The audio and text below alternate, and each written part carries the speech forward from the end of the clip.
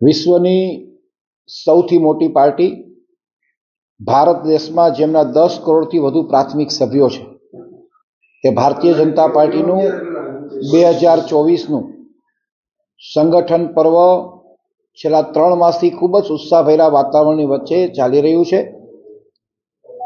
ભારતીય જનતા પાર્ટીની પ્રત્યેક શહેરની અંદર બૂથ વાલી એટલે કે બૂથ કમિટી હોય છે એની રચના પૂર્ણ થઈ છે। ત્યાર પછી મંડળ એટલે કે વોર્ડ, એ વોર્ડના પ્રમુખોની પણ નિમણૂકની પ્રક્રિયા પૂર્ણ થઈ છે અને હવે દરેક જિલ્લા અને મહાનગરના અધ્યક્ષોની વરણીની પ્રક્રિયાનો આજથી પ્રારંભ થાય છે। આજે રાજકોટ મહાનગરપાલિકાની વાત કરું તો રાજકોટ મહાનગરપાલિકાના પ્રમુખ પદ માટે ઉમેદવારી પત્ર ભરવાનો આજનો દિવસ છે। દરેક શ્રેણીના કાર્યકર્તાઓ આમાં પોતાનું ફોર્મ ઉમેદવારી પત્રક ભરી શકે છે। માત્ર નિયમોને આધીન એટલે કે 3 વખત સક્રિય સભ્ય પદ ધરાવતો હોવો જરૂરી છે।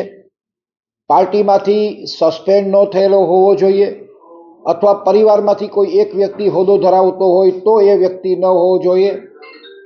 કોઈ ગુનાહિત પ્રવૃત્તિ સાથે સંકળાયેલો ન હોવો જોઈએ। એવી શરતોને આધીન જે શરતો અમારા કેન્દ્રીય મોવડી મંડળે બનાવેલી છે એ વ્યક્તિ પોતાનું ફોર્મ આજે અમારા ચૂંટણી અધિકારી સમક્ષ રજૂ કરી શકશે। 10:30થી આ પ્રક્રિયાનો પ્રારંભ થવાનો છે અને બપોર સુધી આ પ્રક્રિયા ચાલવાની છે। એ આજે અમારી પ્રક્રિયા છે। ભારતીય જનતા પાર્ટી એ સંપૂર્ણ લોકશાહી ઢબે ચાલતી પાર્ટી છે। પાર્ટીમાં કામ કરતો પ્રત્યેક કાર્યકર્તાને ઉમેદવારી પત્ર રજૂ કરવાનો અધિકાર છે।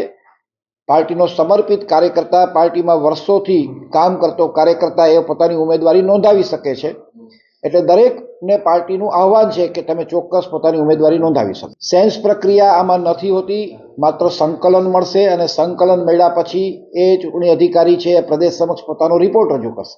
પાર્ટીની વ્યવસ્થા છે, આમાં સીધો સમાજનો સંબંધ હોતો નથી, આ માત્ર પાર્ટીની પ્રક્રિયા છે। ચોક્કસ આમાં ઉંમરને પણ બાદ નથી, કોઈ પણ ઉંમરની વ્યક્તિ પોતાનું ફોર્મ રજૂ કરી શકવાનો છે।